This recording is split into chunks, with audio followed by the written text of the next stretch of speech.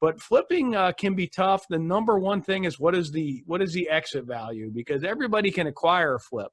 It's the second closing that really matters. So the second closing defines whether it was a flip or a flop. And then the next biggest thing is rehab costs. And then, your math. I always put a minimum of a 10% fudge factor off the top before I start doing math.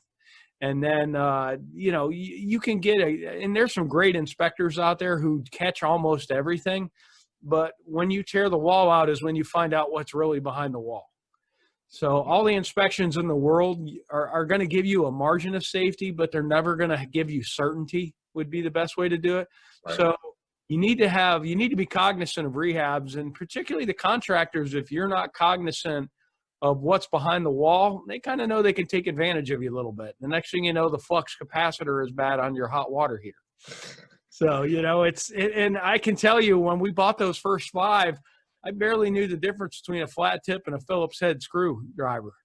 So, I grew up in the restaurant business, and then I joined the Marine Corps. So, while I was a carpenter, when I got out of the Marine Corps, I knew that side of construction. The mechanical side of construction, I really didn't know anything about, because when I got out of the Marine Corps, we were form carpenters. So we put up concrete forms and built tall buildings, but to know what it actually was to repipe the house, I really had never done it. I could kind of visualize it, but you really need to get cognizant on that. If you're going to be a flipper, I would go take all those free classes at Home Depot and Lowe's. Every Saturday, they'll give you little cool aprons to wear, and they have coffee and donuts, and, it's free breakfast. And you can go there and learn how to lay tile, and you can go there and learn how to hang a ceiling fan, and you can go there and learn how to install, hot water heaters, stuff like that. So, and YouTube is great for that. There are some YouTube channels. The how-to channels are amazing.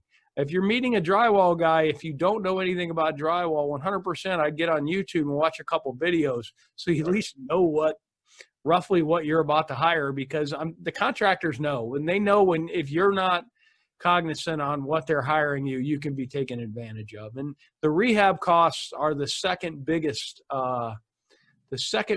variable aside from the end value. Right. Yeah. You mentioned a lot of good points, and I realize my grass is being cut, so we'll power through the grass cutting. Hopefully the noise isn't I can't hear it at all. Oh, perfect. And you mentioned a couple of good things. One is that it's not really an investment, it's a job, or it's a business. It's or a hobby, one of the three, right? But it's not passive. You're not hands-on, and you can't throw the keys to a contractor and expect them to be on time, on budget, or even do a good job. Right? Can I share something with you? I had a pretty hands-off flipping for a bit because I made my contractor my partner. Yeah. So I would acquire it, I would carry it, I would buy the first big load of materials. We actually had a box truck, and him and I would go to Home Depot, and we would actually load the box truck in reverse in the order he needed it. Now, once we got the initial batch of materials there, I'm like, don't call me if you need a screw. So, go get it yourself. But I actually made the contractor my joint venture partner. And it was the best flips I ever did, because I did what I did, which was acquire them, fund them, set them up. He did what he did, which was fix them up and make them beautiful. And then we sold them. My wife's a real estate agent, and we did really well for a bit until, the market changed, and, we just had to pull back from that business model. Right. Yeah. And you brought up 2 good points right there. One is the importance of selling, right? And not only knowing your price. Typically, if I find 10 comps, I'm looking at that third highest price one, right? I'm ignoring the first 2, and I'm saying, hey, what does that third one have? What kind of kitchen do they have? Because I don't want to overbuild or add luxuries that aren't normal for that neighborhood. So I want to aim for that third. Maybe I'll price it at that top price point for a time period to see if I can get it, depending on what the market is. But I'm really aiming for that third. The second thing that you mentioned is that you don't have to do it all yourself. If you bring, there's really 3 components needed. It's money, it's work ethic, and someone to sell it.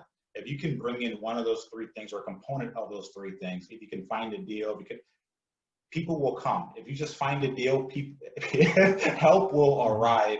I can assure you that. Or if you can just swing a hammer and you can find a local investor and you can say, hey, I want to go in, I'll cover all the labor costs. There are a number of things and ways that you can help be part of a deal and learn and make make some money on the side, that you don't have to take on the full responsibility of yourself. And it does solve the problem that you mentioned of analysis paralysis, where instead of saying, hey, I have to figure everything out and study everything on YouTube, is you just have to master a part of it and rely on partners that can cover the other aspects of it. And then you just grow as you go from there. And maybe the third one you do on your own, but the first one doesn't have to be 100%. Something to also for flips is the best way I know to maximize profit is to don't pay skilled labor to do unskilled work, because they're charging you roughly the same hourly rate to rip out bad drywall as they are to install drywall.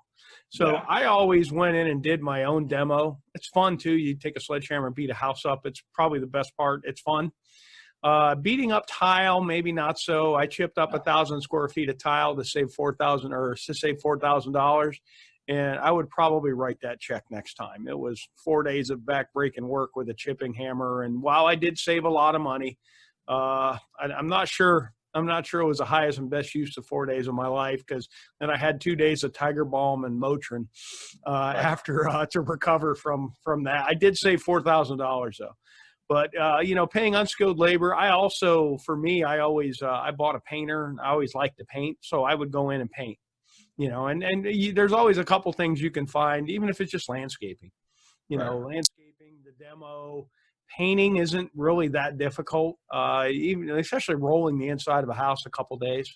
It's a couple days on the weekend at that.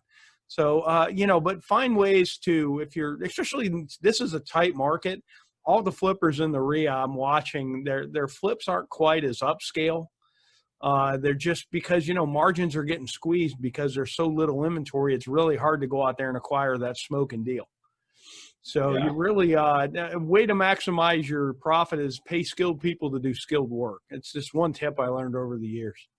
Yeah, and inventory is so low right now that if you have a place that really appears to be very low maintenance, it's clean, has what you would expect from a nice move-in ready home, somebody will buy it 100%. And then what's also great about flipping is also the same thing that could be possible with long-term rentals, is that you can see the property, you can be very hands-on. And that's one of the things that I like about real estate investment compared to buying stocks or bonds or anything else, is that I have control over this entity. I can find ways to increase the value. I can find ways to increase the rent.